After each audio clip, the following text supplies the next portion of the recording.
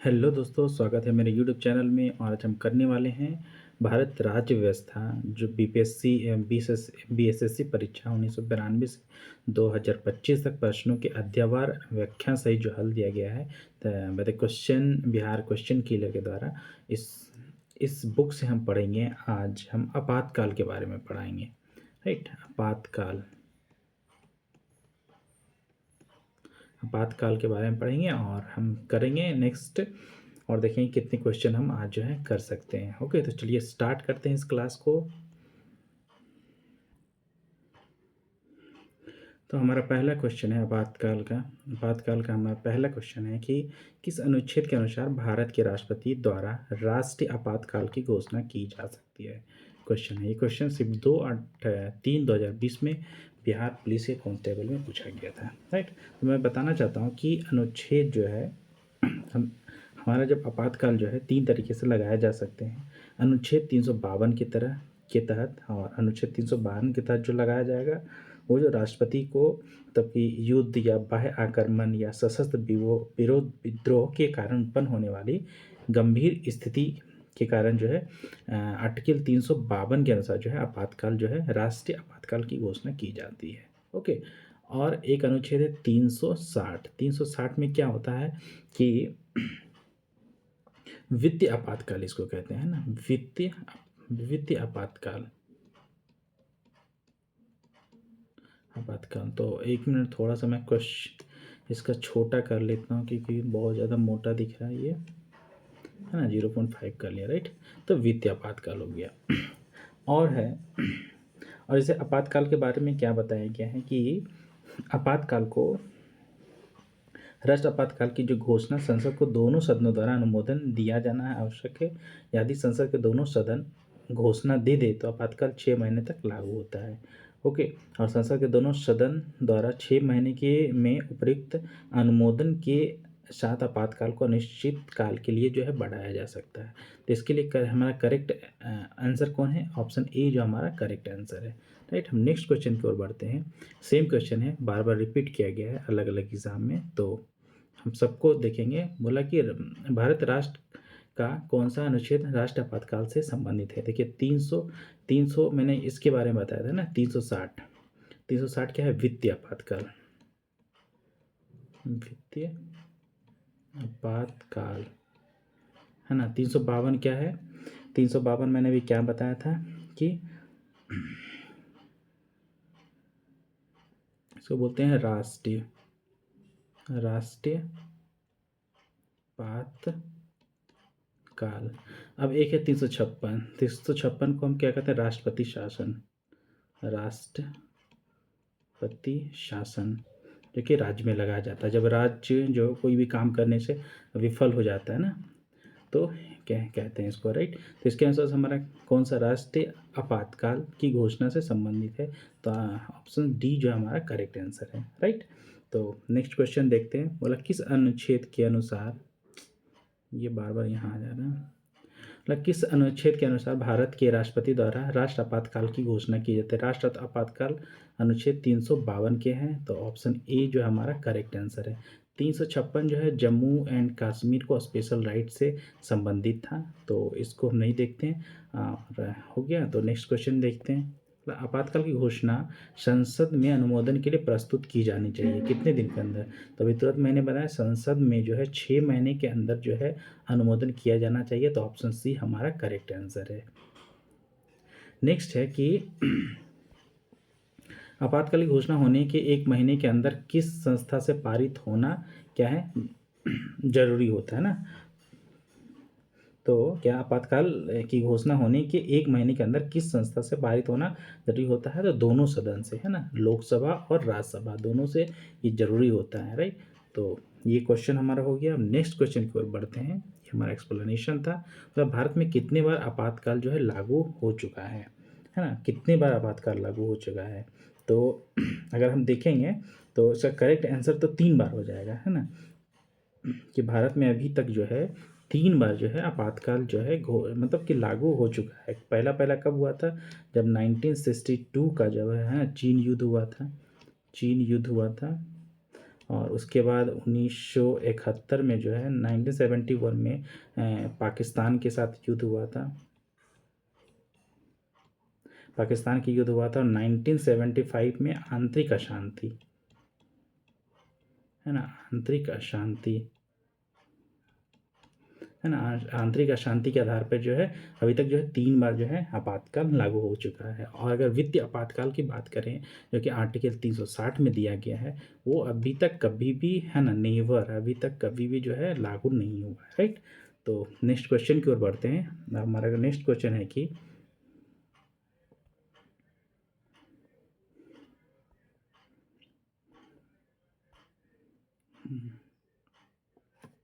मतलब कि राष्ट्रपति, है ना, राष्ट्रपति शासन किसी भी परिस्थिति में 1 वर्ष से अधिक नहीं लागू हो सकता है ना।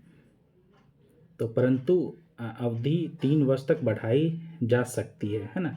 तो मतलब कि क्या है, आपातकालीन घोषणा भारत संविधान की धारा जो है 352 के अंतर्गत दी गई है। या प्रधानमंत्री राष्ट्रपति से प्रार्थना करे कि अवधि बढ़ा दी जाए, या चुनाव आयोग घोषणा करे कि परिस्थिति चुनाव योग्य नहीं है, या सुप्रीम कोर्ट जो है स्वीकृति दे दे। तो इसमें इस केस में क्या होता है कि राष्ट्रपति शासन, है ना, तो राष्ट्रपति शासन जो है ना, अनुच्छेद का है, अनुच्छेद 356 में दिया गया है ना, 356 में दिया गया राष्ट्रपति शासन के लिए। तो ये है राष्ट्र आपातकाल के लिए 352। तो ये हमारा ऑप्शन नहीं होगा, है ना। फिर क्या है कि राष्ट्रपति जो है, प्रधानमंत्री राष्ट्रपति से प्रार्थना करें कि अवधि बढ़ा दी जाए, इसका कोई मतलब नहीं है ना। राज्यपाल करते हैं इसकी घोषणा, मतलब राज्यपाल जो है प्रार्थना करते हैं ना, क्योंकि राष्ट्रपति शासन जो है राज्य में लागू होता है। तो चुनाव आयोग घोषणा करे कि परिस्थिति चुनाव योग्य नहीं है, तो हमारा ऑप्शन सी जो है हमारा करेक्ट आंसर होगा। क्योंकि चुनाव आयोग बता दे कि परिस्थिति जो है चुनाव के योग्य नहीं है, तो क्या है, मतलब ये बढ़ाया जा सकता है ना 6-6 महीना करके। नेक्स्ट क्वेश्चन है हमारा कि किस राज्य में राष्ट्रपति शासन की प्रारंभिक अवधि कितनी होती है। किसी राज्य में राष्ट्रपति शासन की प्रारंभिक अवधि कितनी होती है। तो राष्ट्रपति शासन का अनुच्छेद कितना 356 में दिया गया है ना। तो 1 साल, 2 साल, 3 साल, या क्या 6 साल होता है ना। तो कितना होगा करेक्ट आंसर, तो 6 महीने होता है ना, 6 महीने करेक्ट होता है। अगर फिर जो है, अगर क्या है, मतलब कि जो संवैधानिक तंत्र है, मतलब उस राज्य में जो है अच्छे से नहीं चल रहा है उस राज्य का शासन, तो फिर 6-6 महीना करके 3 साल तक जो है बढ़ाया जा सकता है ना। नेक्स्ट है कि मैं इसको थोड़ा सा छोटा कर रहा हूँ क्योंकि थोड़ा सा दिखने में दिक्कत हो रहा है। प्रायः किसकी सलाह पर राज्य में राष्ट्रपति शासन लगाया, मतलब किया जाता है। ये मुख्यमंत्री है, या लेजिस्लेटिव असेंबली है, या गवर्नर है, या उच्च न्यायालय के मुख्य न्यायाधीश। तो यहाँ मैं बताना चाहता हूँ कि हमारे गवर्नर जो है, जैसे राज्यपाल बोलते हैं ना, राज्यपाल, है ना, राज्यपाल बोलते हैं, उनके कहने पे जो है राष्ट्रपति शासन लागू होता है। उनको लगता है कि राज्य का जो है शासन व्यवस्था, राज्य का क्या है, शासन व्यवस्था अगर विफल हो रहा है ना, विफल हो रहा है, तो उस में क्या है, राज्यपाल जो है प्रधानमंत्री को बोलते हैं कि आप इसमें मतलब राष्ट्रपति शासन लगा दीजिए। तो वहाँ पे राष्ट्रपति शासन जो है लगा दिया जाता है। ओके, तो ऑप्शन सी जो हमारा करेक्ट आंसर है। नेक्स्ट क्वेश्चन की ओर बढ़ते हैं। बोला राज्य में संवैधानिक विफलता होने पर किस धारा का उपयोग किया जाता है ना। देखिए 360 अनुच्छेद, है ना, क्या है, वित्तीय आपातकाल है, वित्तीय आपातकाल, आपातकाल है। 356 में क्या है, क्या है, राष्ट्रपति शासन, राष्ट्रपति शासन, है ना, राष्ट्रपति शासन है। और 410 का यहाँ कोई अभिप्राय नहीं है। तो क्योंकि राज्य में संवैधानिक विफलता, तो संवैधानिक विफलता के कारण जो है ना 356 के अनुसार जो है राज्य में जो है राष्ट्रपति शासन लगाया जाता है।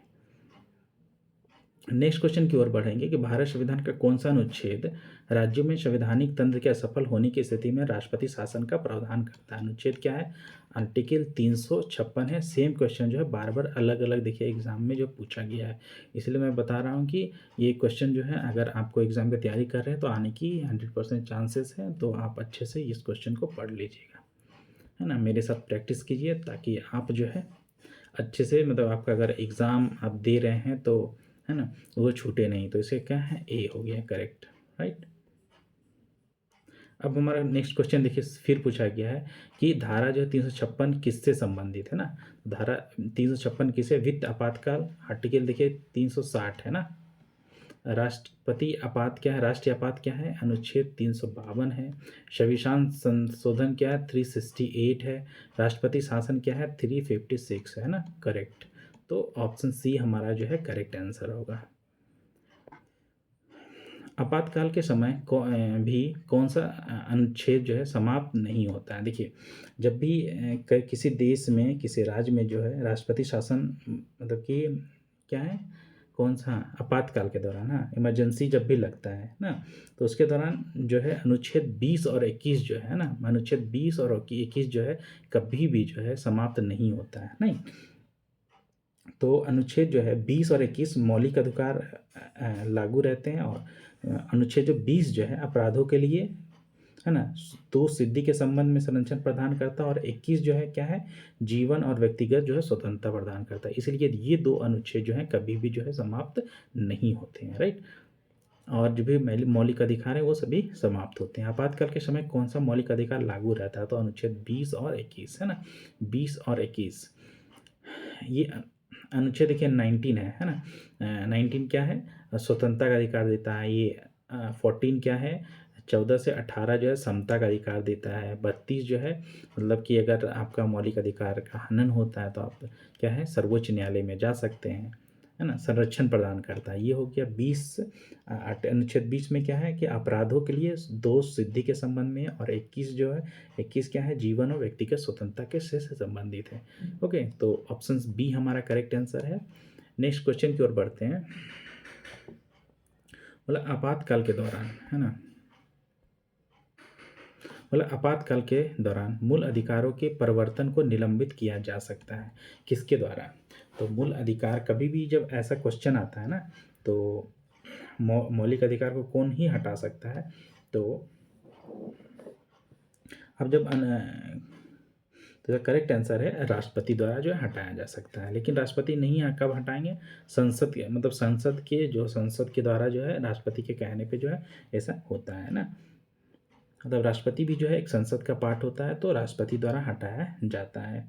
और ये कब होता है कि जब अनुच्छेद जो है 352 है, 352 में बाह्य आक्रमण होता है या सशस्त्र विद्रोह होता है, तो संपूर्ण भारत या भारत के किसी हिस्से में मतलब सुरक्षा के में खतरा हो, तो क्या है, राष्ट्रीय आपातकाल की घोषणा करता है, और इस दौरान मूल अधिकारों के परिवर्तन को निलंबित किया जाता है ना। ये इसका एक्सप्लेनेशन है।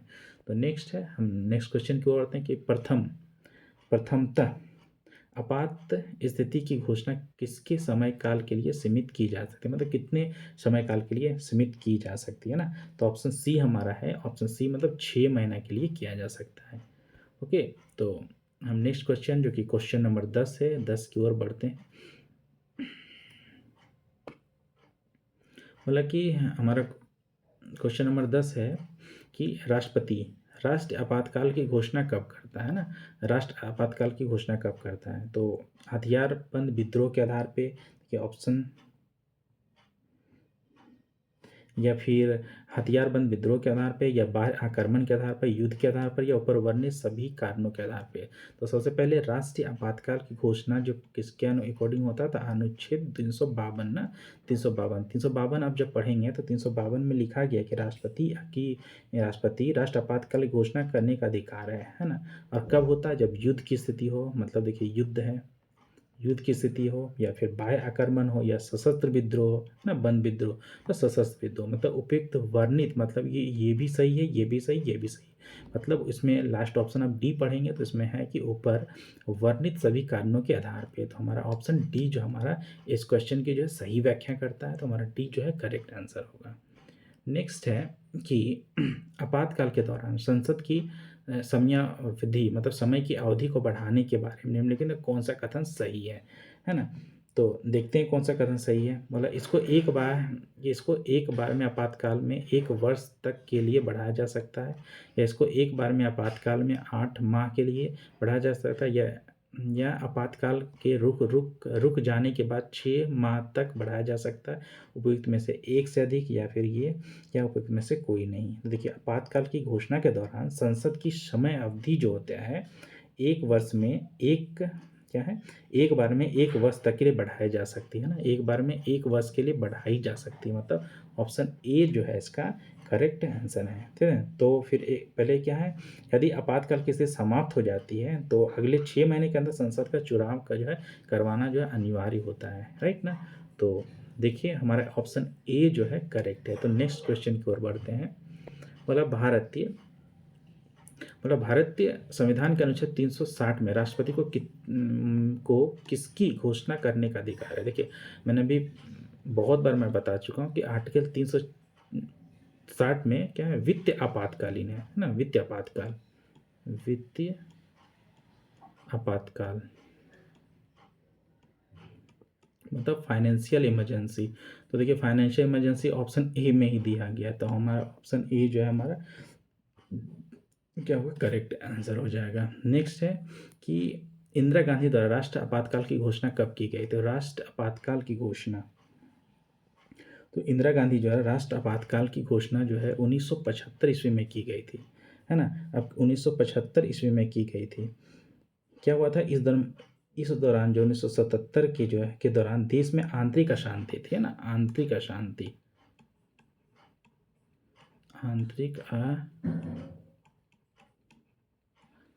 थी 1975 में, इसलिए जो है इंदिरा गांधी द्वारा जो है आपातकाल की घोषणा की गई थी। नेक्स्ट क्वेश्चन, हम क्वेश्चन नंबर 14 की ओर बढ़ते हैं और देखते हैं क्वेश्चन नंबर 14 हमारा क्या है। तो दोस्तों मैंने बता दिया कि ये आपातकाल से रिलेटेड जो भी क्वेश्चन थे वो ख़त्म हो गए हैं। अब हम करेंगे संविधान संशोधन से रिलेटेड जो भी क्वेश्चन दिए गए हैं इस बुक में, उन सभी क्वेश्चन को करेंगे।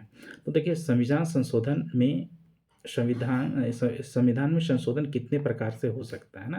तो देखिए संविधान में संशोधन कितने प्रकार से हो सकता है, तो हम सबसे पहले देखें संविधान संशोधन जो है किस अनुच्छेद में दिया गया था। अनुच्छेद 368, है ना, क्या है, अनुच्छेद 368 में क्या है, संविधान संशोधन के बारे में दिया गया है। और संविधान में जो है ना, संविधान में जो संशोधन जो है हम पूरे जो है तीन तरीके से कर सकते हैं।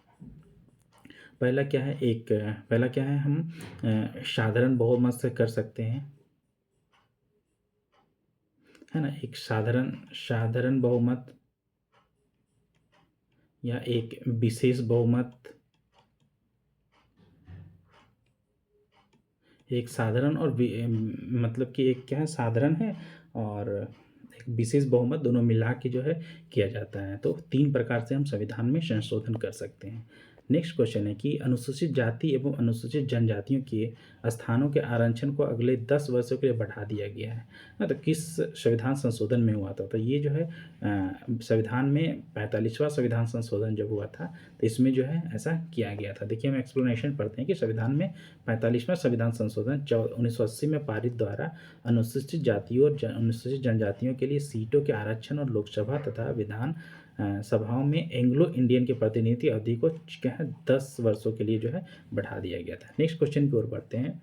मतलब 1975 में देखिए क्या होता है, 1975 का 36वां संवैधानिक संशोधन सिक्किम को बनाया गया था ना। तो सिक्किम को बनाया गया था, अच्छा, तो ये पूछ रहा है कि सिक्किम को मतलब कि कम्मा जो है राज्य बनाया गया। तो मैं बताना था सिक्किम को इस टाइम जो है 22वां राज्य बनाया गया था। ओके, और ये कब हुआ था, 1975 में ना, 1975 में। तो देखिए सेम क्वेश्चन पूछा गया है अलग तरीके से, भारत के संघ में सिक्किम का एक नया राज्य जो है संशोधित नियम कब आया था। तो 1975 में आया था और ये 36वां संविधान संशोधन था। अगर ये क्वेश्चन का आंसर आप कर सकते हैं तो ये भी जो है आपके लिए बहुत ही ईजी हो जाएगा, हलवा की तरह आप जो है इस क्वेश्चन को सॉल्व कर सकते हैं। नेक्स्ट क्वेश्चन की ओर बढ़ते हैं। बोला कि संविधान के किस संशोधन के अंतर्गत निजी संपत्ति के अधिकार को मौलिक अधिकार की अनुसूची से निकाल दिया गया था, है ना। तो क्या है, पहले जो था ये संपत्ति का अधिकार जो है वो मौलिक अधिकार में आता था, उनको निकाल करके जो है कहाँ कर दिया, जब 44वां संविधान संशोधन हुआ था, है ना, 44वां संविधान संशोधन हुआ था तो उससे जो है मौलिक अधिकारों की अनुसूची से जो है संपत्ति का अधिकार जो है निकाल दिया गया। 44वां संविधान संशोधन कब हुआ था, 1978 ईस्वी में हुआ था, है ना। और इस पहले क्या था, ये मौलिक अधिकार में थे, अब जो है उनको क्या कर दिया गया, संपत्ति का अधिकार एक कानूनी अधिकार बना दिया गया और उसे अनुच्छेद जो है 300 300 और क में जो है ऐड कर दिया गया है, राइट। तो इतना भी याद रखिएगा। नेक्स्ट क्वेश्चन हमारा ऑप्शन इसका सी करेक्ट है। संपत्ति के अधिकार को किस संविधान संशोधन के तहत जो है हटाया गया था ना, 44वां संविधान संशोधन, हमारा ऑप्शन बी है क्या, 1978 ईस्वी में, राइट, 1978 ईस्वी में, है ना। नेक्स्ट क्वेश्चन जो कि क्वेश्चन नंबर 5 रहेगा हमारा,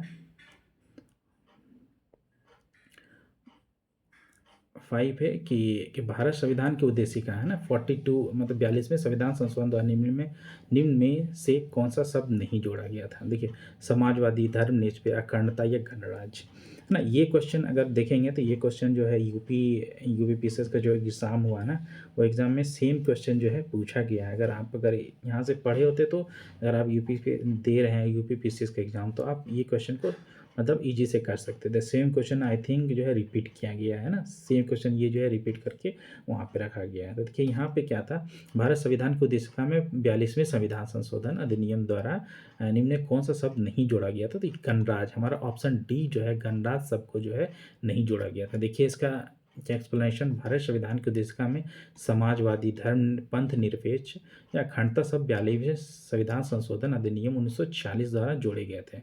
पंथ निरपेक्षता का अर्थ की मतलब अर्थ है क्या, पंथ निरपेक्षता मतलब राज्य सभी धर्मों के प्रति तो तटस्थ और निरपेक्ष रहेगा, मतलब कि राज्य का कोई धर्म नहीं रहेगा और राज्य जो है किसी भी धर्म में जो है भेदभाव नहीं करेंगे ना।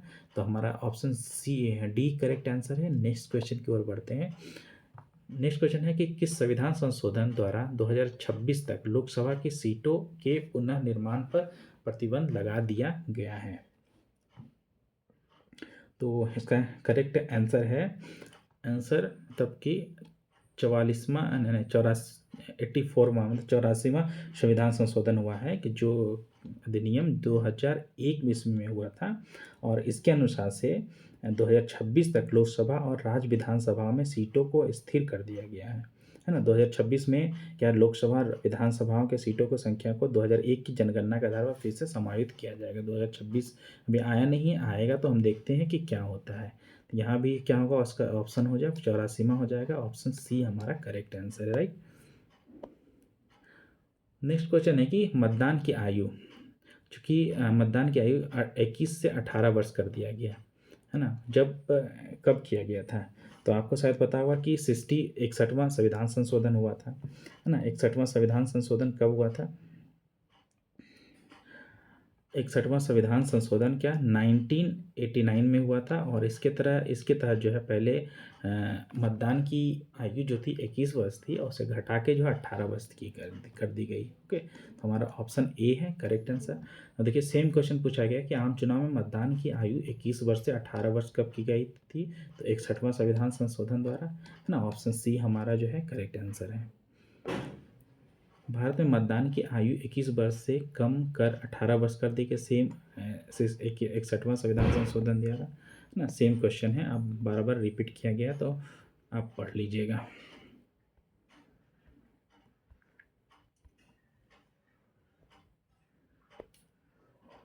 बोला किस संवैधानिक संशोधन ने 14, 19 और 31 के तहत मूल अधिकारों पर नीति निर्देशक तत्वों को कानूनी वरीयता जो है प्रदान की है। तो किस संवैधानिक संशोधन ने संवैधानिक संशोधन के बारे में बोल रहा है, मतलब कि किस संवैधानिक संशोधन ने 14, 19, 31 के तहत जो है मूल अधिकारों पर नीति निर्देशक तत्वों को कानूनी वरीयता जो है प्रदान की है। तो इसका आंसर है कि 25वें संविधान संशोधन क्या 1971 में हुआ था, और इसके तहत जो है यह अधिनियम पारित किया गया कि 39B एवं सी में निहित नीति निर्देशक को प्रभावी करने के लिए बनाए गए किसी भी कानून को अनुच्छेद 14, 19 और 31 द्वारा प्रत्याभूत अधिकारों के उल्लंघन के आधार पर चुनौती नहीं दी जा सकती है। ओके, तो चुनौती नहीं दी जा सकती है ना, तो हमारा ऑप्शन ए जो है करेक्ट आंसर है। नेक्स्ट एक, निम्नलिखित में कौन से मामले हैं जिन पर संवैधानिक संशोधन केवल कम से कम आधे राज्यों के विधानमंडल के अनुसमर्थन से ही संबंधित है, जैसे कि राष्ट्रपति का चुनाव हो गया, या संसद में राज्यों का प्रतिनिधित्व, या 7वीं अनुसूची में कोई भी अनुसूची अगर आना हो, या किसी राज्य की विधान परिषद का उन्मूलन, या चुनाव करेगा। मतलब क्या बोला, संवैधानिक संशोधन केवल कम से कम आधे राज्यों के विधानमंडल अनुसमर्थन से ही संभव है। तो इसका करेक्ट आंसर कौन है? ऑप्शन डी, मतलब 1, 2 और 3 है ना। अगर राष्ट्रपति का चुनाव हो 1, 2 और 3, या फिर क्या है, राष्ट्रपति का चुनाव हो। देखते हैं एक्सप्लेनेशन में क्या गया। भारत संविधान के अनुच्छेद 368 में संशोधन की प्रतिक्रिया का उल्लेख है और बोला गया कुछ संशोधन के लिए सदन के दोनों सदनों में विशेष बहुमत के साथ साथ क्या विशेष बहुमत होना चाहिए और कम से कम आधे राज्यों के विधानमंडलों के अनुसमर्थन की आवश्यकता होती है। जैसे कि राष्ट्रपति का चुनाव हो, या चुनाव की प्रक्रिया में कोई परिवर्तन करना हो, या संघ सूची, राष्ट्र सूची या संवर्ती सूची में कोई भी बदलाव इत्यादि, या राज्य में विधान परिषद के गठन या उन्मूलन हेतु कम से कम आधे राज्यों के अनुसमर्थन की आवश्यकता नहीं होती है ना। तो करेक्ट क्या है? हो गया ऑप्शन डी जो हमारा करेक्ट आंसर है।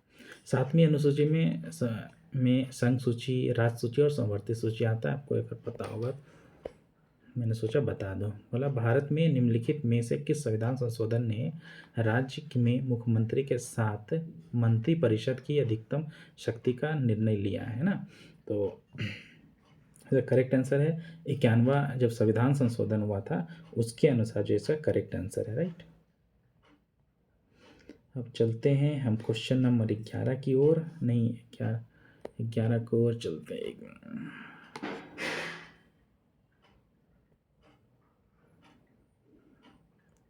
मंत्रिपरिषद की संख्या को किस संवैधानिक संशोधन द्वारा लोकसभा सदस्यों की संख्या का 15% तय किया गया है ना।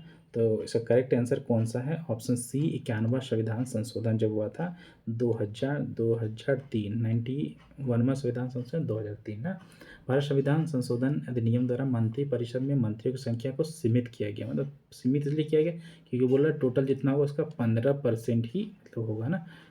तो सीमित किया गया। तो 91वां संविधान संशोधन है, 91वां संविधान संशोधन। नेक्स्ट है कि राष्ट्र की एकता और अखंडता को किस संविधान संशोधन के द्वारा और कब जोड़ा गया। तो राष्ट्र की एकता और अखंडता को 42वां संविधान संशोधन 1976 की धारा 2B के द्वारा तथा 3 जनवरी 1977 से जो है जोड़ा गया। ऑप्शन बी हमारा करेक्ट आंसर है।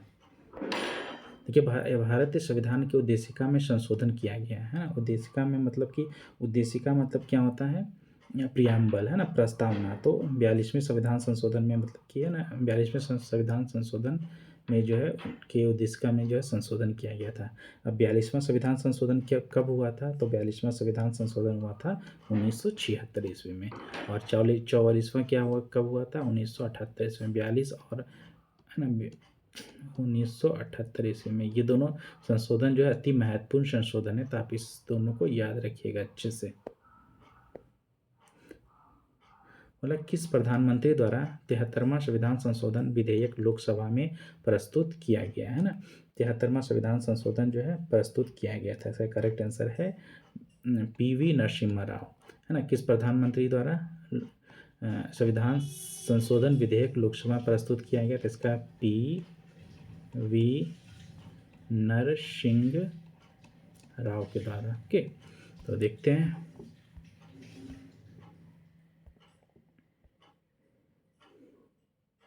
हमारा क्वेश्चन नंबर कितना है। हाँ, क्वेश्चन नंबर 13 की ओर चलते हैं। संविधान के किस संशोधन द्वारा एकल इंडियन समुदाय के लिए आरक्षित 2 सीटों को समाप्त कर दिया गया? देखिए ये जो था पहले जो है क्या किया जाता था, 2 सीट जो है एंग्लो इंडियन के लिए रिजर्व रहता था। अब इस चीज़ को ख़त्म कर दिया गया संविधान संशोधन के द्वारा, ठीक ना। तो कब किया गया था? तो हमारा कब हुआ था?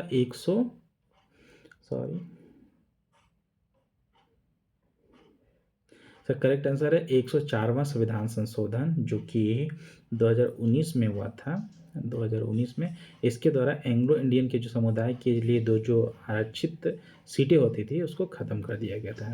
नेक्स्ट क्वेश्चन है ऑप्शन डी हमारा करेक्ट आंसर है। लोकसभा में आंग्ल भारतीय समुदाय के प्रतिनिधित्व की क्या स्थिति है ना। तो देखिए क्या है कि 104वें संविधान संशोधन हुआ उसका मनोनीत करना समाप्त कर दिया जाएगा। ये जो हमारा जो है करेक्ट आंसर हो गया। देखिए अगर आप पढ़ना चाहते हैं एक्सप्लेनेशन तो मैंने बता दिया है, फिर भी अगर देखना चाहते हैं तो आप देख सकते हैं, है ना। नेक्स्ट है कि प्रथम संवैधानिक संशोधन अधिनियम 1951 संबंधित है ना। जब जब पहला संविधान संशोधन जो हुआ था 1951 का, किस चीज़ से संबंधित है? कुछ राज्यों की कृषि भूमि सुधार से संबंधित था। देखिए, प्रथम जो है संविधान संशोधन 1951 में हुआ था, और इस संशोधन के तहत जो है भारत संविधान में 9वीं अनुसूची को जोड़ा गया था ना, जिसमें भूमि सुधार अधिनियम जो है शामिल है 9वीं अनुसूची में। नेक्स्ट है कि संशोधन के अंतर्गत संविधान में नीति निर्देशक सिद्धांतों को मूलभूत अधिकारों के ऊपर जो है वरीयता दी गई है।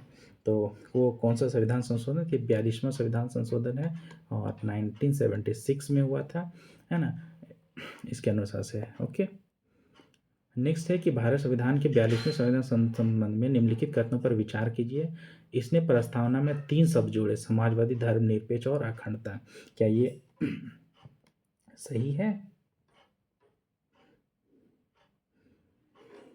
या फिर क्या बोलना है? हाँ, विचार कीजिए। इसने संविधान में 8 मौलिक कर्तव्य जोड़े, या फिर इसने नए निर्देशक सिद्धांत, कहाँ चला गया क्वेश्चन?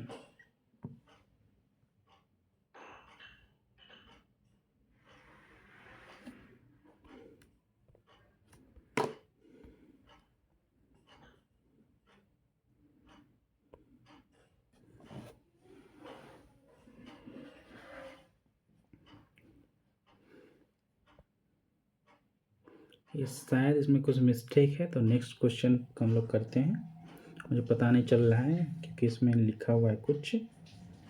तो क्वेश्चन नंबर 73 की ओर बढ़ते हैं। 73वां संविधान संशोधन संबंधित था क्या चीज़ से?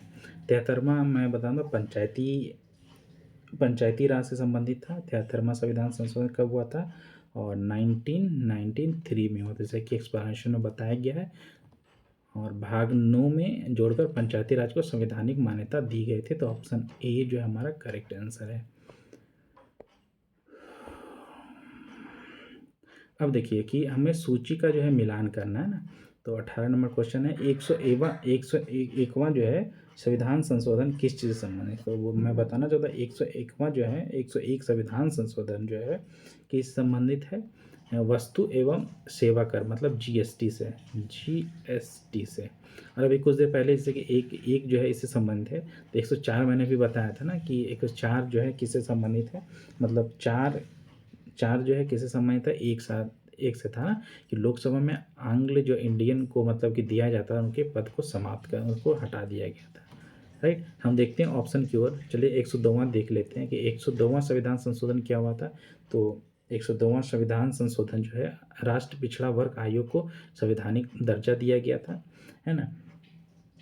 और 103वां संविधान संशोधन जो है आर्थिक रूप से कमजोर, है ना, वर्ग के लिए अधिकतम 10% आरक्षण, मतलब EWS। तो इसके अनुसार से अगर देखेंगे तो हमारा ऑप्शन बी जो है हमारा करेक्ट होगा। यहाँ एक्सप्लेनेशन दिया गया है, तो आप यहाँ पे देख सकते हैं। मतलब निम्न तिथियों में से किस तिथि को पंचायती राज संस्था द्वारा 73वां संविधान संशोधन संवैधानिक दर्जा दिया गया है, दर्जा दिया गया है? तो इसका करेक्ट आंसर देखते हैं क्या होता है। इसका करेक्ट आंसर है ऑप्शन सी, 24 अप्रैल 1994 को। राइट, आप देख सकते हैं।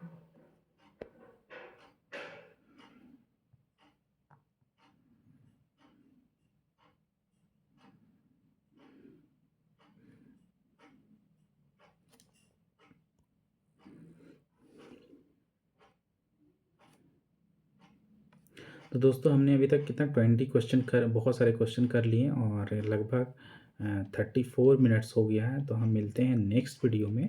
ओके, क्योंकि ज़्यादा टाइम होने से क्या होता है कि वीडियो लंबा हो जाता है ना, तो प्रॉब्लम होती है। इसीलिए मैं अब नेक्स्ट वीडियो में, अब यहाँ से क्वेश्चन नंबर 20 से हम नेक्स्ट वीडियो में मिलेंगे। तो चलते हैं, हम इस क्लास को ख़त्म करते हैं आज के लिए। ओके।